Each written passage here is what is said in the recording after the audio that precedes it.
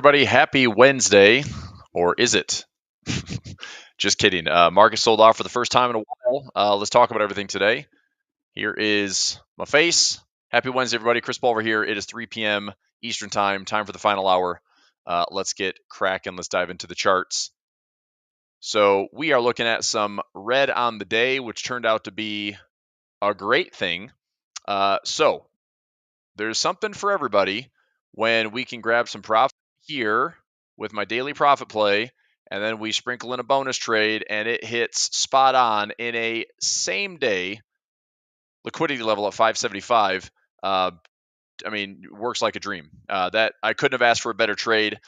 We talked about it all morning during my live session. We broke this low right there. That was the low for the week and the low from yesterday, and we broke through that. So break, retest, and then proceeded to go down to my 575 strike, and couldn't have asked for a better trade. A long put when price was here around 581 and change. A long put for the 575 was trading as little as 70 cents and ended up paying as much as $2. And I want to say, let me see what I posted in my Telegram here. I did see the price up to as much as 270 credit. Wow, that's crazy awesome. So if that would have been kind of best case scenario, but traders that were following along, moving stop losses, following the trade management updates that I posted, let's say we got 250 for it. Okay, 250 credit minus the 75 cents we paid. Nice little 233% gain on the day. No big deal. In addition to a nice little winner this morning for daily profit play. Price was cooperative through around 10. I would even say 1050. So from 930 to 1050, really nice price action for us to grab some quick profit, and then direction took hold. We broke later in the day just after that 1030 window. This is why I watch the charts the way that I watch them. When I talked about trading today, I'd mentioned we did not have a lot of price action from today. The two lines I'm showing on the chart was essentially where price was at for the week. We're averaging about $16 on the week for the SPY, and we were sitting about, I want to say, $4 to $5 in total. So it wasn't a huge surprise that it was a little bit more directional. We had about a 4. Yeah, I'd say when we gapped lower today, let me zoom in here. So that was from, we gapped lower today. Yeah, so we gapped lower yesterday, gapped lower today, and this was the low. So based on my weekly chart, high to low, we had about a $4.59 move on the SPY. And all I was mentioning was this chart might break the lows. And if it does, we go for the weekly lows. And if it does, there's more levels back here.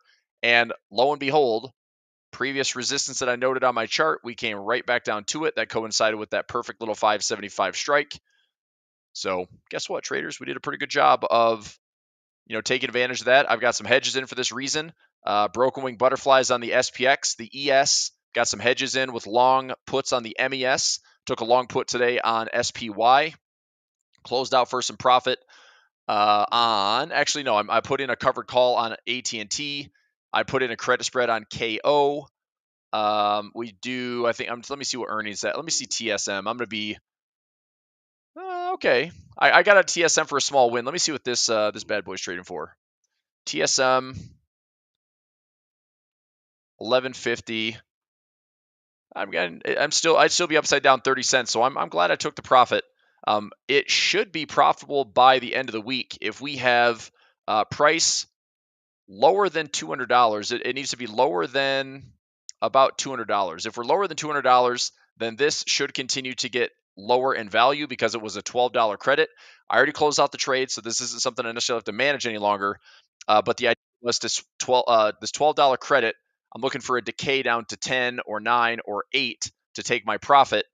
Price is cooperating. It's saying within the expected range that I sold, but it's still a little bit stickier when it comes to just a few more days to expiration. So something I'll watch and keep in mind. But I went out for a 2-week trade and ended up grabbing a quick 50 cents this week just to protect it. So I was just curious where it's trading at since the market is falling pretty nicely today. Let's have a look at the heat map because it's pretty ugly. Heat map where Mag 7s are down. Look at this. Look at this. Nvidia down 3.09%. AVGO, that's Broadcom, down 3.08. Apple down 2.67. Google down 1.52. Meta down 3%. Amazon down 2.63. Tesla with earnings today aftermarket down 2.06. Walmart up, which I'm long on Walmart. Costco up a little bit. Verizon, did I take any Verizon trades? I don't think I did because it was on a nice little rip. Wow, that's a lot of volatility on Verizon. So we gapped lower and started to rip back up here. Miss on revenue, beat on EPS. That was earnings this morning. I didn't do anything on Verizon, but that actually looks like a very good trade right off that 200 EMA. Son of a gun. That would have been a great credit spread to put in right there on Verizon. That bums me out. Let's see here. Could I do anything on Verizon? Maybe. Let me see. If I might go out longer term. Let me see here. VZ in the weekly top 40. Let's go December or January. Let's see if Verizon can get a little push. If I go 42 by 43, 59 cents, go one strike higher, 45 cents. I don't love it. I don't love it. I should have been buying that thing at 41. It's okay. Coca-Cola kind of reacted the same way. I have a 70 by 71 bull call spread. We're back up to 68.31. This may be a losing. Well, this might be a losing bull call spread if price doesn't get above $71 in the next week, week and a half. But I also issued a credit spread, 67.50 by 65 for 80 cents credit, and looking to see if price is going to fall lower. I'm willing to own some shares and repair them, or just get this one to pay. So if that's a winner and that's a loser, I walk away with 80 cents. I risk 39 cents, walk away with a net 40 cents credit. And that would be not a bad repair, but I don't mind owning some shares of a classic low beta dividend stock like Coca-Cola, and also looking to see something off this 200 EMA.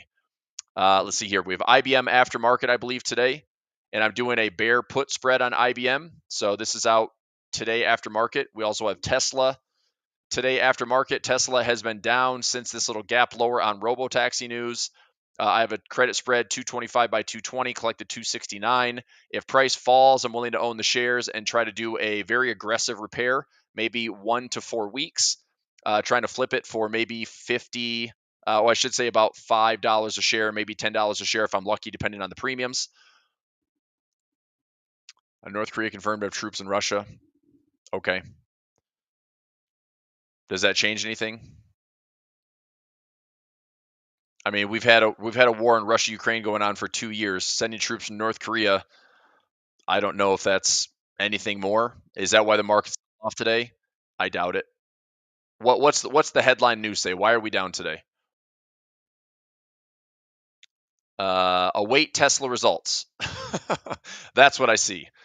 Any major news today? Let me go to the heat map. Anything on the homepage from FinViz? Anything on breaking news? What do we have? Worst day in over a month. Stock hits by tech route as U.S. yields climb again. Markets wrap. Oil prices are lower. Weekly U.S. crude supplies up over 5 million barrels. So heavy supply and lower oil prices. Stock sink. Tech leads losses. Mag 7 dropping. I mean, look, if you get the Mag 7 selling off, they're going to drag the market lower. Okay. New dawn has come to the U.S. stock market. Let's see here. It's time to throw out the investment blueprint of the last decade to prepare for a massive shift. That's probably not untrue. Tesla earnings coming after market. Wall Street tumbles as higher treasury yields hit the tech companies. Yep, that is one thing that is happening. Is we're seeing the 2-year, 10-year yields going much higher. Look at this. I mean, the 10-year yield's up 0.71%. The 2-year yield up 1.16%. 20-year up 0.57. I mean, these yields continue to go up. The bond market is dropping. Yields are sticky. I mean, my gosh, this was all about like, oh, the Fed's going to cut. Well, the bond market prices in pretty much perfectly and pivoted so hard. It's up 17, almost 18% since the September 18th rate cut by the Fed. Your disinversion is getting steeper, and your mortgage rates, which bottomed out around 6.08, 6.09, now back up to 6.44. You got to wonder if the Fed is seeing a difference in forecasting rate cuts for the next 2 months. November, December, they're supposed to be cutting rates. It's still up there, high probability for November. and still up there for a reasonable. This has come down quite a bit. This was in the 80s either earlier this week or last week. Now it's down to 67. So if they cut in November, December might end up being a split where we go like maybe 50-50, where it's either a pause or it's a cut. This would be a 25 basis points cut. This would be a pause in the middle. So maybe this one goes up a little bit and this one comes back down, and then it's kind of a toss up between will they, won't they in December, but we don't know yet. Okay. So could be rotation out of tech, could be rotation to quality, could be the market broadening. But obviously, when everything's down for the day, it's like we've got yields up, bonds down, stocks down, indexes down. Look at the advanced decline lines today. It's probably not great. Let me bring up a workspace here. So if I go, let's see, looking at ticks, I'm showing 262 on the tick side. What else? I'm looking for the advanced decline line. Probably easier just to read it through this. If I go into homepage, we have about 80% of stocks declining today. We still have 52.5% above the 50 moving average, but that's what I want to look at talking about key levels. There are some, 21s and 50s and 100s that I'm watching to hit. I just showed a couple where they bounced off that 200 EMA like we saw on Verizon, for example. So those are some of the pullbacks that I'm looking for to establish additional positions. We still have about 63% of the stock market above the 200 moving average, which still holds a bit of a buy zone posture. Okay, so let's go back up here, take a look at everything. Buy the red and NASDAQ. I mean, just take a look at the levels, right? Here's my 21 period, okay? Now, based on what we're seeing on the SPY, I mean, look, we're 2 weeks away from the election. Okay, Mag 7 is next week. The election comes in. The Fed's, looking to cut rates again. Non-farm payroll on Friday. That's a lot of stuff, And Mag 7, as we're seeing today, if this red heat map with the Mag 7 leading the way, if this continues into an earnings report, and this is what makes me interested to see, like, look, Mag 7 earnings are next week. So if this is a pullback, I wouldn't mind offering up some hopefully inexpensive bull call spreads on a couple of these trades. Like, let's see if we can do a bull call spread on Nvidia or Apple or Amazon and Tesla. I mean, Tesla's today after market, but Apple, I mean, let's go. Nvidia's out to November, but let's go Apple for a second. Apple with a decent pullback. I mean, what do we get? Well, if Apple pulls back to the 100, okay, which would be right in here, or the 50, which is right in here, I mean, those levels are fine. This has been the trend, and this has been the dynamic support over the last several months. So we had that, crazy amount of like bottoming out here. Apple was like the worst stock, one of the worst performing stocks for being like the, kind of the bellwether of the S&P, and it's like pretty much trades like the S&P, but it was down like 17 to 20% early in the year. It's like, oh, Apple's uninvestable. They're having all this trouble with China. And what's it do? They jump on the AI bandwagon. All of a sudden, Apple is leading the way. One of the biggest rips we've seen ever. That was so aggressive. And then it pulls back again. So we're sitting here, higher highs, higher highs, higher highs. You got to wonder what this is going to do. Eventually, are we going to stall here and have this all turn into some type of topping pattern? Maybe it coils so badly. Earnings is either a breakout lower that may come back and retest some really nice levels. But look, if I could own Apple at $200, I will. Okay. I mean, I still have ownership down here at the 170s, and I'm getting it called away hopefully by the end of the year at 200. And I'm not doing anything with it right now. If Apple comes back down to here, I might play and roll my covered calls out into Q1. But if we have some dips, the 50 or the 100, if we're coming into those levels prior to earnings next week, I might take a very easy, inexpensive bull call spread. If price drops, I'll probably do it at a second or third contract and just trade it again. I lose on one contract and then take another trade at a lower level, 2 or 3 contracts, take a loss, take a win, make some money on the net position, and try to also get long at a nice little range level. So that's all coming in next week. We go to what else? Microsoft has earnings next week. Same type of thing. Lots of structure in here on Microsoft. If it falls enough, okay, do we like Microsoft in here? Maybe. I mean, if we come back into the low 400s, I wouldn't mind taking a trade on Microsoft. If earnings are solid, as I would expect them to be, I don't know if the market's disappointed. The Mag 7 can't do enough, or it's not making enough money. Margins are thinning. Okay, but we're talking about cash cows that they just make money. Microsoft makes so much money. They have so many revenue streams. Amazon, same thing. Apple, same thing. all of them, right? So you go to Amazon, next week has earnings, same thing. I've got this collared essentially with a covered call and long puts. I'd love to see Amazon down to 170. I don't know if we're going to get there, but if Amazon has a solid earnings, I mean, we're looking at some decent support levels. Let's say we come back to the 200 EMA. I wouldn't mind taking a trade in there and see if this is going to run by the end of the year, but not right now, right? Google, same thing. I think Google has earnings next week as well. I mean, Google's barely budged. So I already have a trade on Google because we've been in a bit of a downturn. And I'm looking to see if by the end of the year we can get up and just get up. I mean, all I needed to get above is 165, which is like $2 higher. But if we have a rally towards the end of the year, Google's got lots of space to get up to 190. So taking a couple stabs there. Right. So if this is a bit of a lead into next week's earnings where we have Mag 7, I wouldn't mind seeing red this week to set us up for maybe the Mag 7 is in its own way enough market cap, enough swing to offer up, okay, we dip, we have a 1 to 2% pullback in the indexes, and then Mag 7 stabilizes, and then we get through the election, and then we can see a little seasonal rally towards the end of the year. But I mean, it is finally nice, and this actually is something I've talked about for weeks. I've been saying I would love to see pullbacks before the election. The one thing that was making me the most nervous was seeing no pullback, no pullback, no pullback, no pullback as we're going into these earnings, as we're going into the election, because that technically isn't making a lot of sense.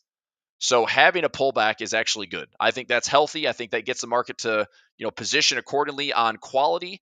I don't necessarily think the Russell's going to be positioned for awesome gains unless there's more talks of the Fed cutting definitively in November, December, and January, and we have to see the yield market show that. I mean, right now yields are not reflecting rates getting cut. Yields are going higher, bonds are going lower, and I keep talking about this inflation stuff, but inflation is showing on a third-party measure like Trueflation. It is showing that we have bottomed in inflation. And that does not make me happy because right now we're showing 2.24. This thing bottomed at a low. Oh my gosh. I was talking about a 0.7% difference. Now it's over 1%. This is kind of scary, actually. This is 1.01. And now this Trueflation index is showing 2.24. So that is a 1.23% jump in inflation since September's bottom. That's not good. Now, I don't know if we go from 2.4 with the year-over-year print that the Fed gives us, or the government gives us, or the whatever inflation data we see and get in our economic calendars, but I doubt we're going from 2.4 to 3.6. But if we did, this market would frickin' dump. I mean, inflation can't get above 3%. All right. I would just say even going 2.5, 2.6 is probably not a good sign. We're all of a sudden, we trended from the threes for 12 months. We trended down into, 3%, 2.9, 2.5, 2.4. It is trending lower.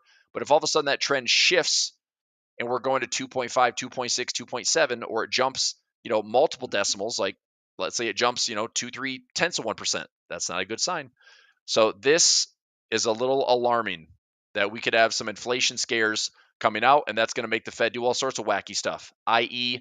not cut rates, i.e. pause, maybe even raise rates going into Q1, Q2 of 2025. Who knows?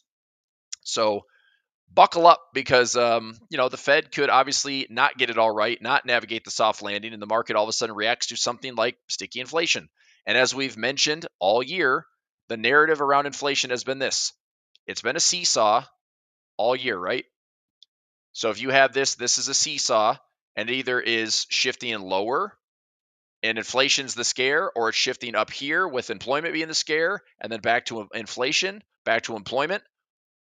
And these are the Fed's kind of two, the dual mandate. And essentially they kind of have a triple mandate, but it's stable, it's price stability, liquidity, employment. And then monetary policy is your other thing, whether they're cutting or raising. So it's been a back and forth game. It's not easy. So I'm not saying the Fed has it easy. I'm just saying that the Fed rarely gets things right and something ends up breaking. And that's where traders are caught off guard. So I'm trying to make sure that I've got the blind spots at least, not necessarily like full on hedge, but I've got some blind spots at least covered to relieve some of the potential pain. And obviously, generate some near-term income if the market does dip and pull back prior to the election, because I'd like to see it go higher. Okay. All right. So Mag 7 is leading this decline right now. And for whatever reason, it's selling off. Is it a major rotation out of tech?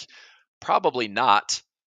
I mean, large cap tech especially is probably going to be every 401k is buying large cap tech. If you want to buy the SPY, you're essentially invested in large cap tech. If you want to buy the Qs, you're invested in large cap tech. So this rotation into other assets. So I'm gonna invest in the the S&P value. I'm gonna invest in the S&P 200. Okay, fine. But the S&P 500 is the haystack. The Qs is the tech haystack. The Dow also has dropped a decent amount. We pulled back to the 21 moving average. Here's my 50. I wouldn't mind seeing the Dow if we pull back a little bit more. I'm probably looking at some credit spreads to see if we get back up to these highs by the end of the year. If we break some structure, I mean, where would that be? Well, if the Dow takes out this high or this low, if we take out this low, perhaps there is another breakout where this is a topping pattern. Is it a reversal? Maybe. Are we going lower for the end of the year? Maybe. Okay. How do you gauge that? Well, you can the Fear and Greed Index on CNN is one way to gauge it. I also look at the AAII, which was surprising that the numbers weren't as high last week. So as of 10/16, October 16th, the bullish and bearish sentiment was 45.5 for bulls, 25.4 for bears. The averages, it's obviously a little bit more bullish than average, but our 1-year high, which was back in December 2023 when this market was ripping pretty much since end of October 2023, the 52.9% was one of the 1-year highs. So we did push up near 50+% on the bullish side within the last couple of weeks. Look at this right here, 49% on 10/9. So a week before this last print, we were getting up into that little push higher, little overly bullish. And when we tend to over 50%, whether it's overly bearish or overly bullish, we tend to see some right? This is kind of wild. Look at this. Okay, what happened when we were 50.3% on the bearish sentiment the week of November 1st? November 1st, 2020, this market was absolutely blowing up to the upside, and those bears got torched. Okay. Then you go into the week ending in December 2023. All the market really did in January was pause, had a little bit of a one to one pullback, and then the market has been ripping pretty much all through Q1 of 2024. So if I'm watching this tool, anything greater than 50 tends to be, to me, a contrarian play. So for over 50% bullish, I'm looking a little bit toppy, and I'm not necessarily positioning everything, but I think we at least have some pauses and pullbacks coming. And if we're positioning, greater than 50 on the bear side, I'm looking for lows to form. Okay, so that's a good way to kind of gauge this, right? Let me get some comments here.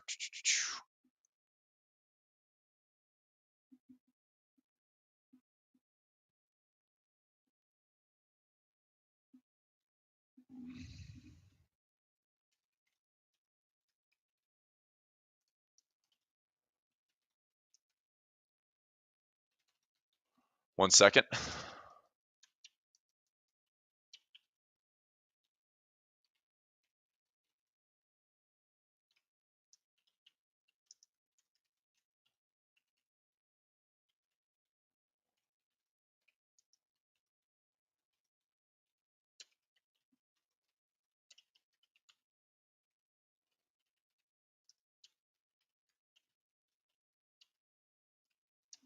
Cool. Okay, US dollar. Yeah, Jonathan, the US dollar just keeps ripping, doesn't it? DXY pulling back. We're at a 70% level right now on this recent swing. This goes back to the highs in July, June and July. These highs all the way back down to the low. And so I am still watching the dollar. And also look, flip the dollar any way you want to, right? If you trade $0, Aussie dollar CAD, what do you do with it? Look, right now, until this dollar actually shows me that we're coming back below this 200 EMA in a 1-hour time frame, this dollar has all the potential to keep staying bullish.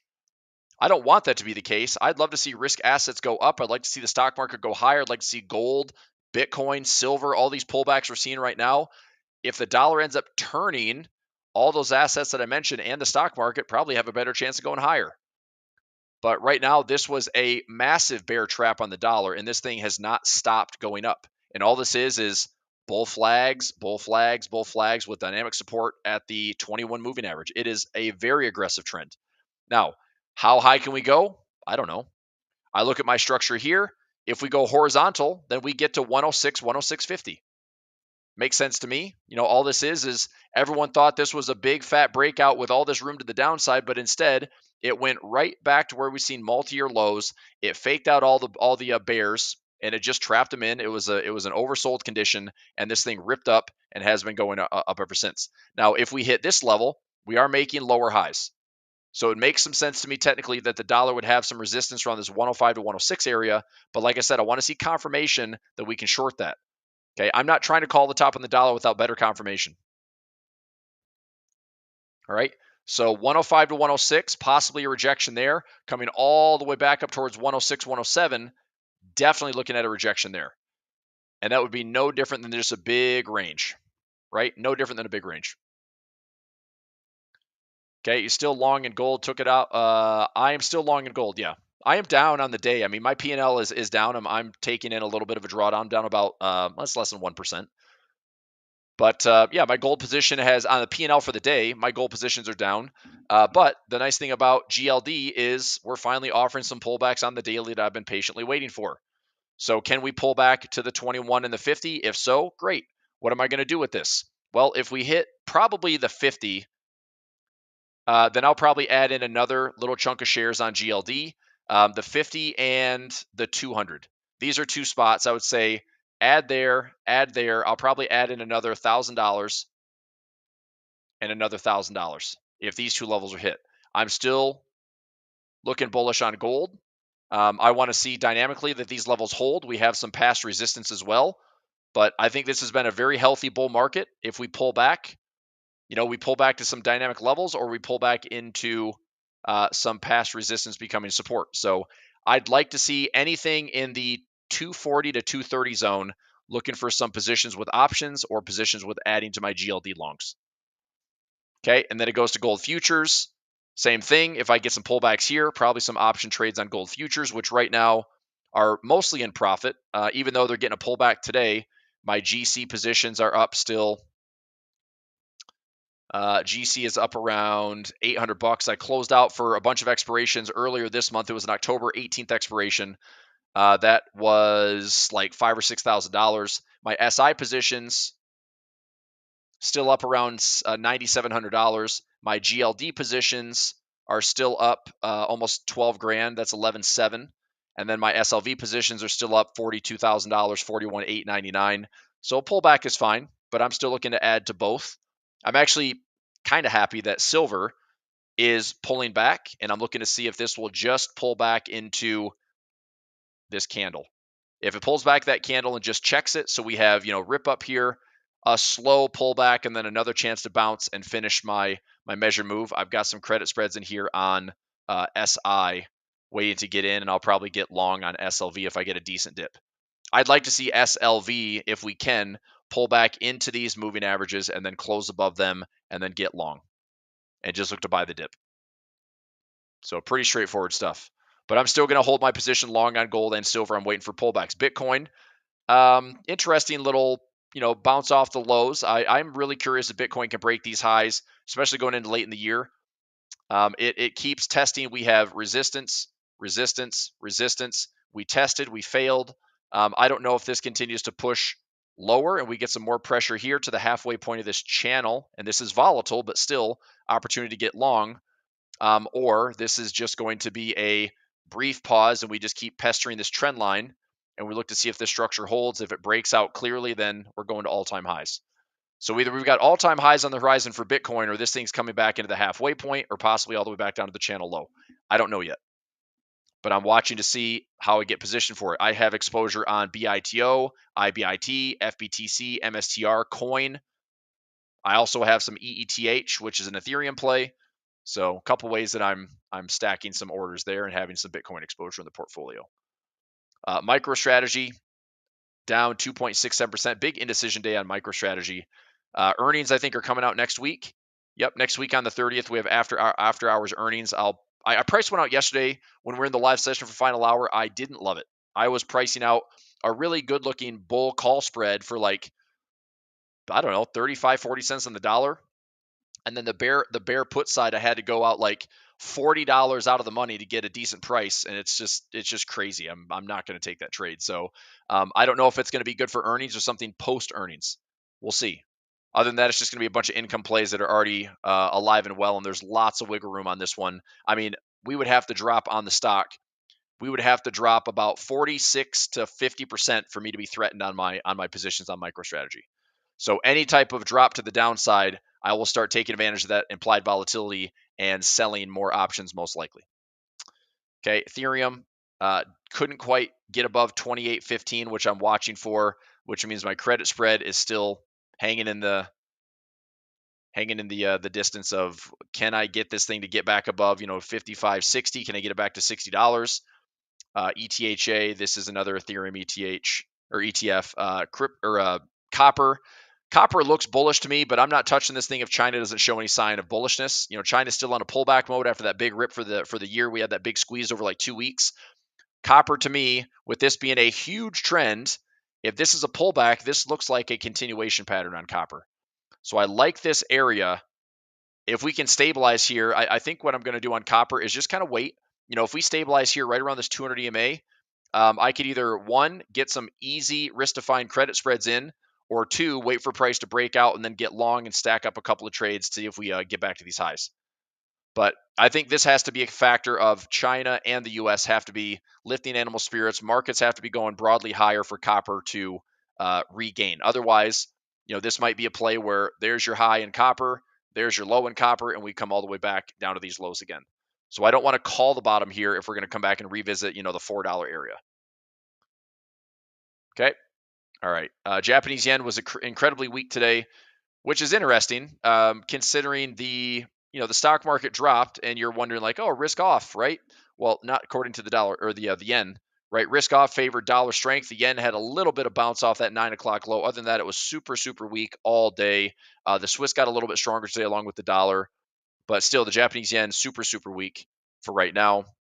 The Nikkei has barely budged. This is crazy to me that the Nikkei is doing next to nothing outside of one of the biggest volatility moves we've seen in an index all year.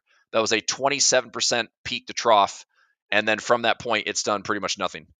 So again, I wonder with this swing, is this able to just keep grinding, just keep grinding, just keep grinding, just keep grinding, and then does it run into, this is resistance?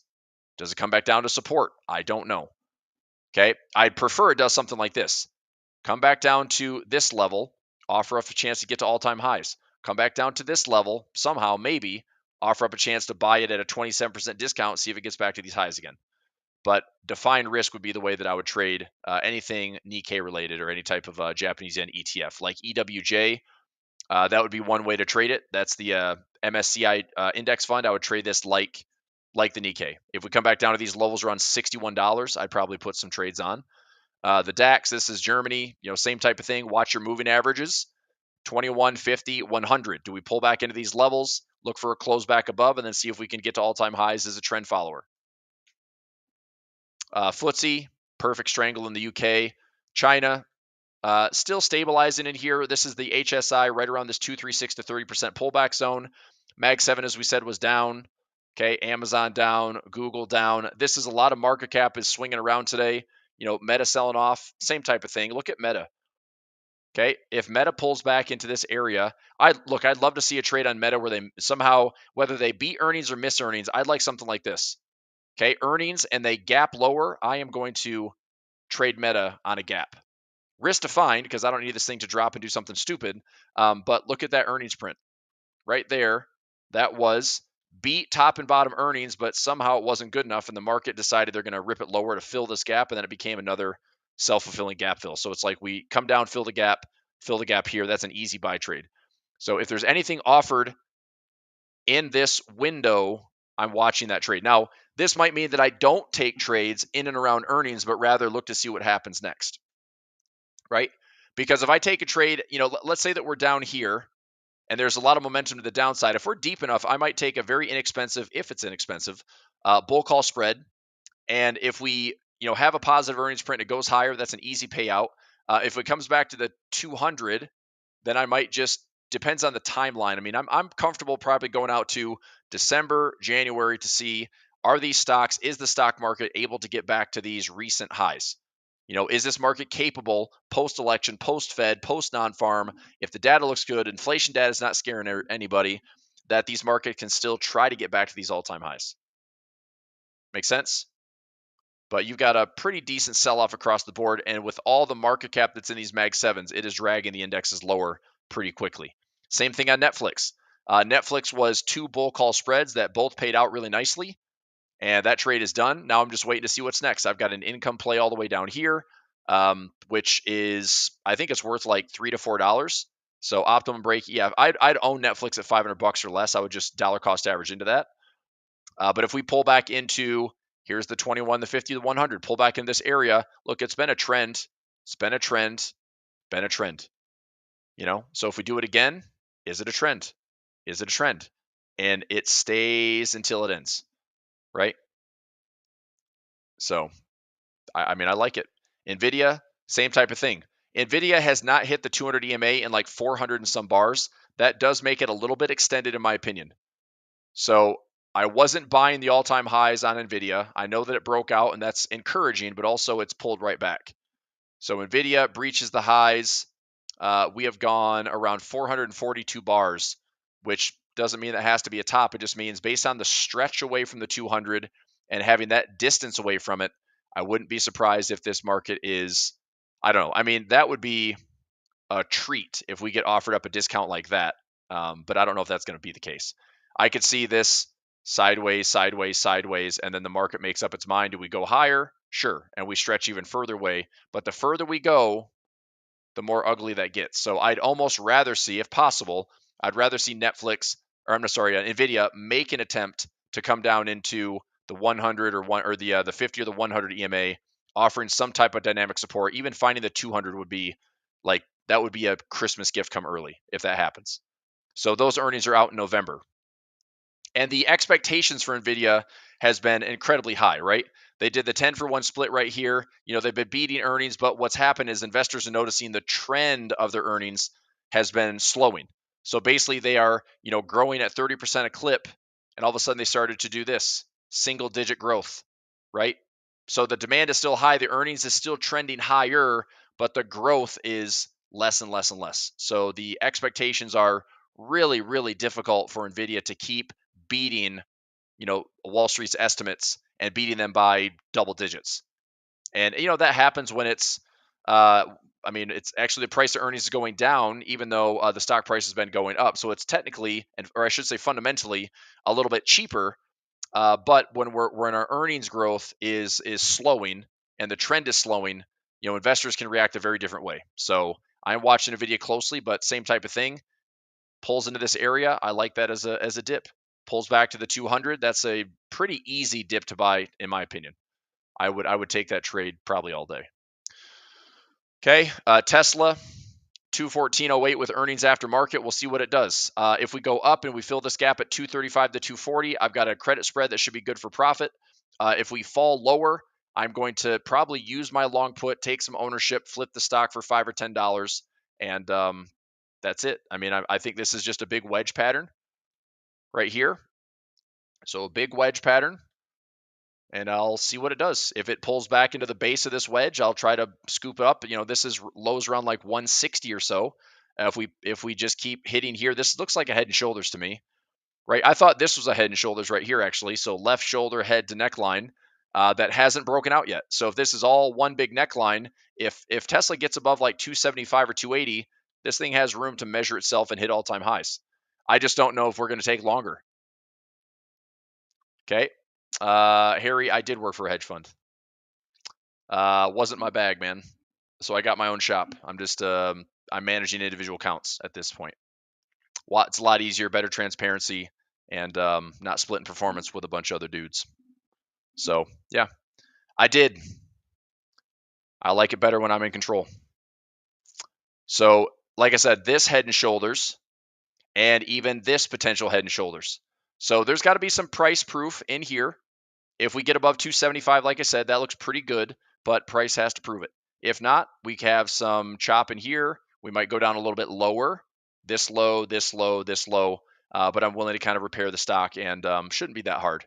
I mean, I think you can go out like 5 to 10 days on Tesla and get some pretty good premium. I mean, you can lower the cost basis by double digits, I'm pretty sure. Tesla, if I go out on the options chain, go out to next Friday. I mean, an at the money call is trading for nine to $11. So yeah, if I manage my credit spread accordingly, um, I could do some pretty serious flipping with this. I'd be pretty happy with that.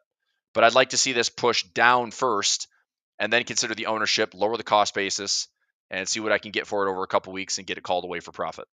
That's what I did on WBA. I'm looking at a trade on Snap that does the same thing. So Snapchat trading at 10.14. I bought some shares. I think it was around 10 and change, or maybe it was $11. Let me check. So I bought some Snapchat, 11.01 to 11.04.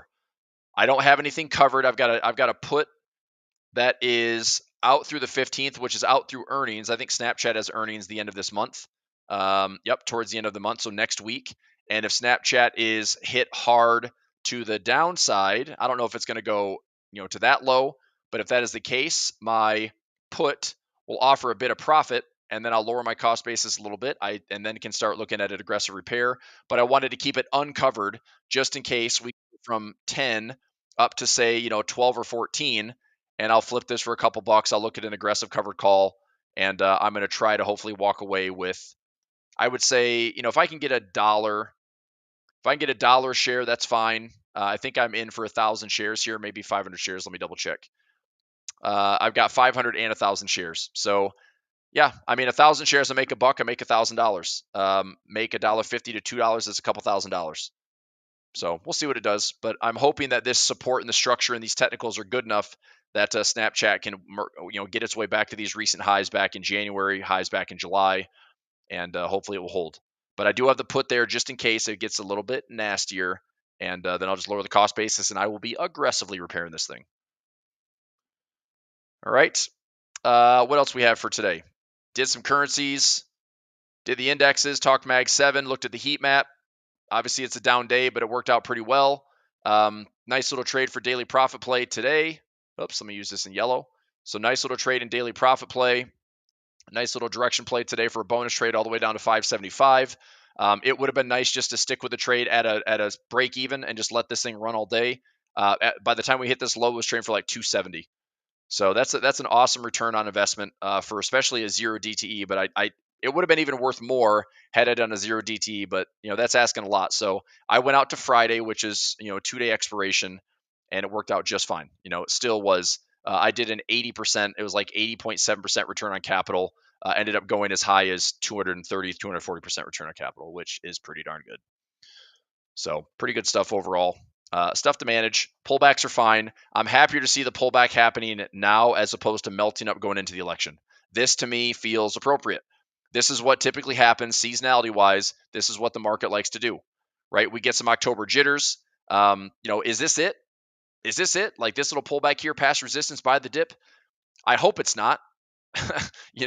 If we're coming into the election and we're sitting here at all-time highs, like, okay, fine. But I'm actually hoping that there's a little bit more pressure in here to then get through the election drama, get through the Fed, get through a lot of things, and the market's like, okay, stabilize. Let's see if we get those Q4 rallies. And off we go. Okay, we'll see. So any other questions into the charts?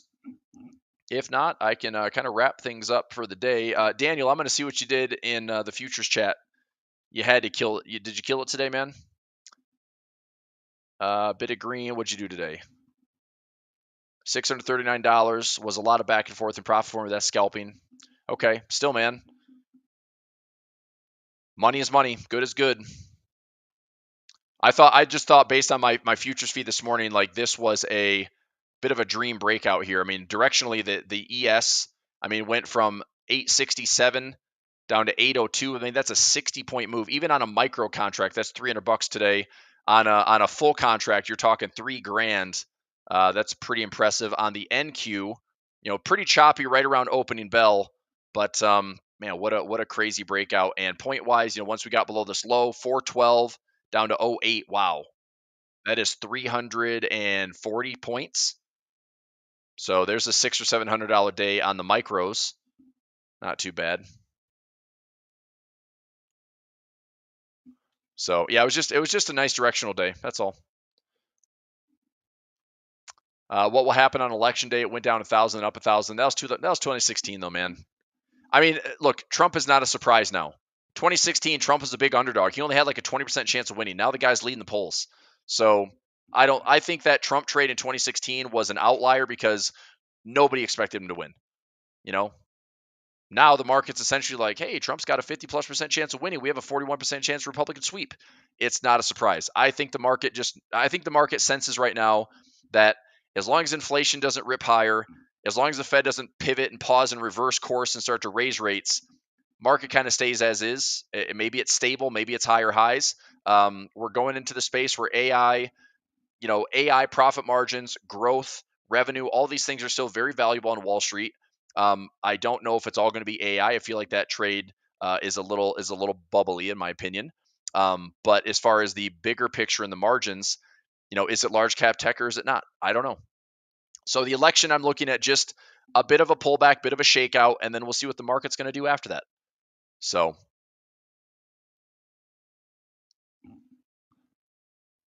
yeah, but I mean, look, the election's coming whether you like it or not. I don't care who wins. I just hope we're not questioning the integrity of the election like we did back in 2020. I just hope our country is ready to just look, accept what it is. Accept that democracy still has some sliver of truth in legitimacy to it, and we'll deal with it. But it feels like you're going to hate the candidate one way or the other. Half the country hates it, half the country doesn't. It's a lose lose in my opinion because there's nothing uniting the country, right? I mean, we are growing what feels to be more and more separated and divided. But is that really the truth, or is that just what the media portrays? I have no idea. So I really don't care. I mean, the markets don't really care about politics. They really don't. And the reason why is because both administrations right now are going to spend money because they can. And whether that's another 2 to 3 to 5 to 6 to $7 trillion, they're going to spend money. What's scary is what happens with some type of like financial reset that the global economy might have to experience. It may not be 2008 all over again because we clearly saw how powerful these tools can be when 2020 hit. But it doesn't mean it's the right thing to do. I mean, we have had reckless amounts of spending and reckless amounts of debt in adding to global money supply. And I mean, it's outrageous what we've done since 2020, and all under the guise of saving the global economy, whatever. So I don't know. I'm not trying to make light of the election, but I really don't care. I mean, it's a crapshoot either way. I hate our system right now, and I think our candidates are both jokes. So it'd be nice to see a middle ground. It'd be nice to see a compromise. It'd be nice to see some common sense. It'd be nice to see some fiscal responsibility with some social flexibility, not regress, actually progress. But doesn't seem like we have a candidate for that right now. You know. We get the government we deserve. Yeah, I guess. I mean, I think that's a testament to the sentiment we've seen, right? It's like it's either the greatest thing ever, the worst thing ever. It's like we're just on these bigger swings of emotions, and so much is more sentiment based and fear mongering. So, yeah, I mean, the rise to power has been pretty much built by what what our emotions have given. So, anyway, whatever, man. It's depressing to talk about. So let's trade instead. But that's one thing I'm not trading. I know a lot of people are, looking at the polls and trying to. You can actually place bets. I saw today on Toggle.io that you can get like a 2.6 times payout if you bet on Kamala Harris to win, and she's considered the underdog right now. You know, um, and somebody had mentioned earlier in my session that it was oh fudge, what was it? I don't know. It was like a crazy payout back in like 2016 when Trump won. So yeah, I don't I don't bet on the election, but I do think that the lines for these betting polls right now are probably more accurate than the actual polls that you're following, and we'll see what happens on election day.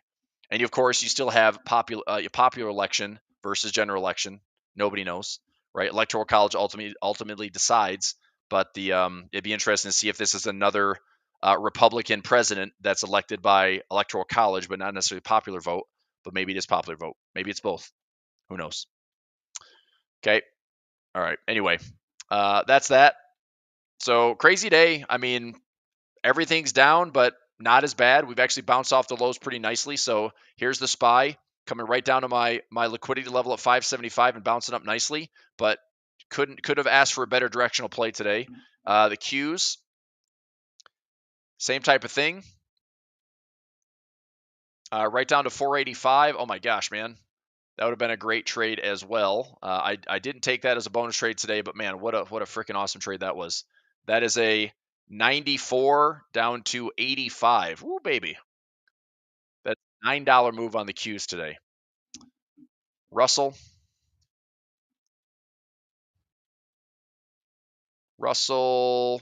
Kind of breached the big level that I'm watching. I would have been watching the 220 on the Russell. How about the Dow?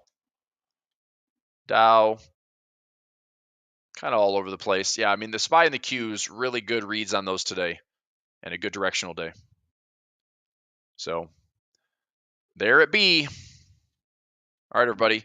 I'll go ahead and let you go for the day. Tomorrow should be fine. So tomorrow, I do have travel plans tomorrow, but I'm trying to leave out of here. I've got a webinar until about 3:15, 3:30 p.m. My time, which is around 5:30 Eastern time. So I do plan on doing the final hour session live. I do have a webinar at 4 p.m. If anybody's interested in my waterfall income, I can share that tomorrow. Once that webinar wraps, and I am making a quick trip over to the airport to head out to California. My session's on Friday. I still plan on being live. I might just be doing it from a hotel. So I might have less real estate to work with. It might just be on a screen and a TV, but that's good enough to at least get some morning action and see what happens with some of my trades. Okay. Will you do any trades that night? I don't know. I mean, maybe Forex, maybe futures, but probably trade options so it's risk defined. So if I'm wrong, I'm wrong, or if I'm right, let price do what it needs to do. But I don't think I'm doing anything short term around the election. If I'm doing anything, it's like, okay, if I take a play, how about from now until the end of the year? Price goes up, price goes down, make it risk defined, and see if I can have one side win over the other and walk away profitable. It's probably how I position for it. I'm not looking to make a Hail Mary trade. So anyway, but lots to watch, lots to monitor, and let's do it again tomorrow. All right, thanks everybody. Have a good rest of the day, and I'll see you tomorrow. All right, bye.